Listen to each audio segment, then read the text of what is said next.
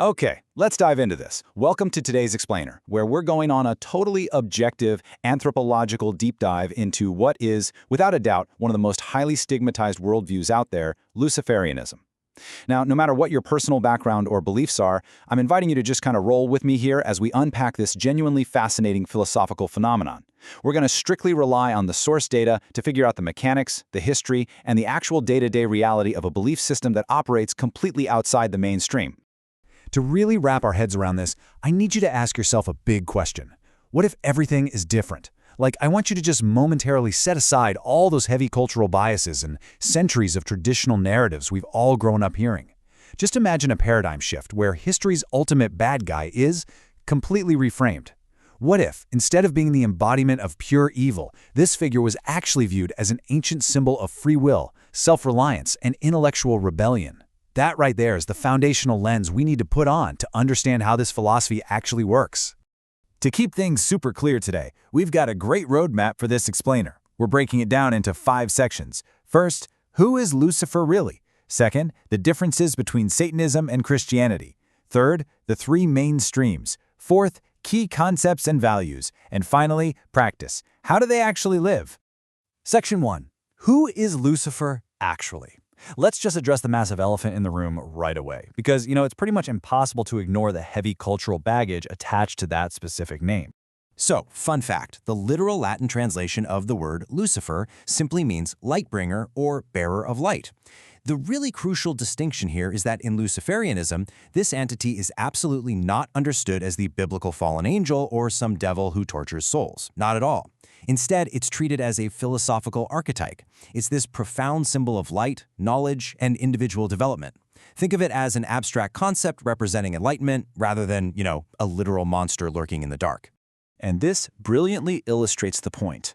To really get this, we have to look at other historical and mythological archetypes. Practitioners actually see Lucifer as being super similar to Prometheus from Greek mythology, the Titan who stole fire, representing knowledge, and brought it to humanity totally against the will of the gods.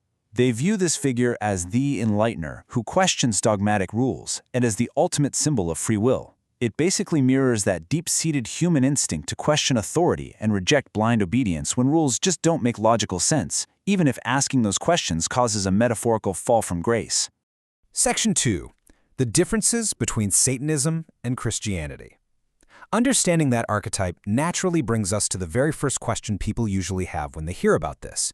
Wait, isn't this literally just Satanism? Well, let's rapidly debunk some myths right now. This is absolutely not literal devil worship in the Christian sense. There are 0 human sacrifices, and they aren't using black magic to harm people. Actually, it's quite the opposite. This philosophy actively rejects chaos and strictly condemns crime and violence. It is definitely not a secret guidebook for being a criminal. In fact, their strict condemnation of destructive egoism might actually make it more rigid and ethically demanding than some mainstream worldviews out there. Now, what's really interesting about this slide is how the boundaries between these worldviews emerge when we map them out side by side.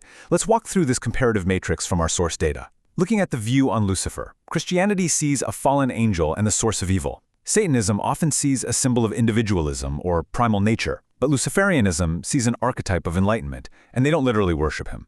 In terms of ethics, Christianity values mercy and humility. Satanism leans into egoism and an eye for an eye kind of mentality, whereas Luciferianism emphasizes personal responsibility, honor, and developing yourself and others. For authority, Christians submit to God. Satanists generally reject authority entirely, while Luciferians are taught to question authority but without just being purely destructive about it. And finally, the ultimate goal. Christianity focuses on salvation after death. Satanism is all about enjoying life in the here and now, but Luciferianism focuses on becoming the absolute best possible version of yourself. Moving on to Section 3, the 3 main streams. You see, because it lacks a single founder or one definitive central text, this philosophy is definitely not a monolith. It has some very distinct historical and modern variations. Tracing its evolution is honestly like putting together a giant puzzle. It pulls ancient influences way back from 2nd century Gnostic texts, like the Gospel of Judas. Then it kind of skips ahead to 19th century Romanticism, drawing heavily from writers like John Milton in Paradise Lost and Lord Byron. They essentially reframed the ultimate villain as this tragic, rebellious hero. Jumping to the 20th century, it absorbed elements of occultism through figures like Aleister Crowley, And today, in the modern era, it's shaped by contemporary authors like Michael Ford and Andrew Chumbley. It's literally a patchwork philosophy woven across centuries of literature and mysticism.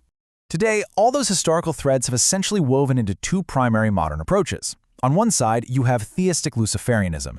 These practitioners believe in Lucifer as an actual, literal spiritual entity. They do rituals, utilize elements of magic, and form organizations like the Order of Phosphorus. On the other side, and honestly this is very common, is atheistic or philosophical Luciferianism. Here, it is purely symbolic. There are zero supernatural entities involved. Instead, this stream relies heavily on the philosophy of Friedrich Nietzsche, humanism, and just secular psychological self-improvement. But regardless of whether they're theistic or atheistic, a lot of practitioners draw heavily on those ancient Gnostic roots we mentioned earlier. In early Gnosticism, there's this fascinating concept of the demiurge, which is basically viewed as a flawed or even false god who created the physical material world essentially just to trap human spirits. And the only way to escape this material trap? Through gnosis, which means true hidden spiritual knowledge. And who brings that saving knowledge to humanity? A light-bringing entity, conceptually identical to the Lucifer archetype, stepping in to liberate the mind. Pretty wild, right? Section 4. Key Concepts and Values. So, what's the actual internal logic holding this whole worldview together? What drives a person who identifies with this on a day-to-day basis? So, the crucial point is captured beautifully in this specific quote from the source data regarding autosuterism. Autosuterism is essentially the belief that you save yourself. You achieve salvation or enlightenment through relentless knowledge-seeking and rigorous, disciplined work on yourself. You absolutely do not wait for a savior to come and rescue you. It is a philosophy of radical, uncompromising self-reliance. Building on that fierce self-reliance are three other really vital pillars. First, opposition to dogma. Truth isn't just handed to you on a silver platter. It has to be actively sought out, questioned, and tested. Second is duality. They firmly believe that light and dark, good and evil, are both absolutely necessary for personal growth. The goal isn't to eradicate the darkness, but to understand it and integrate it. And finally, individuality. They completely reject the idea of a universal, one-size-fits-all morality. Everyone is walking their own deeply individualized path, and what's right for one person might be totally wrong for another. Which brings us to Section 5. Practice. How do they live? We've talked about all these grand, highly theoretical concepts like Promethean fire and radical self-salvation. But how does this actually translate to everyday life when you don't have traditional churches or congregations?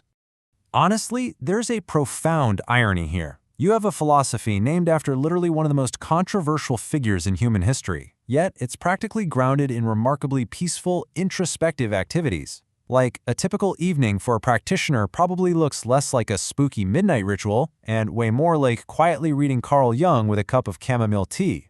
Step 1 is heavy on meditation and the rigorous study of philosophy, psychology, and history. Step 2 does involve rituals, sure, but these are essentially just psychological tools for self-transformation and intense focus, not prayers to a deity. And Step 3 focuses heavily on art and science, viewing human creativity and discovery as the literal path to bringing light into the world.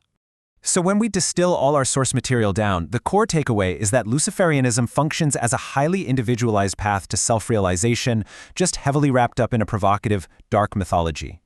It really seems to specifically attract and serve people who find themselves caught in the middle, folks who are deeply unsatisfied with the rigid dogmas of traditional religion, but who also find a purely atheistic, materialistic worldview to be a bit lacking in mystery and personal empowerment. Which brings us to the end of our explainer, leaving us with a really profound question to ponder. Looking through the lens of this unique philosophy, we have to ask, is true self-realization actually found in the balance between our own light and our own darkness? Does embracing our inner rebel and questioning the rules around us lead to chaos, or does it lead to genuine self-discovery? It is such a fascinating testament to the enduring power of ancient mythology in our modern lives. Thank you so much for diving into this complex subject with me today. Keep asking questions, keep learning, and I'll see you in the next explainer.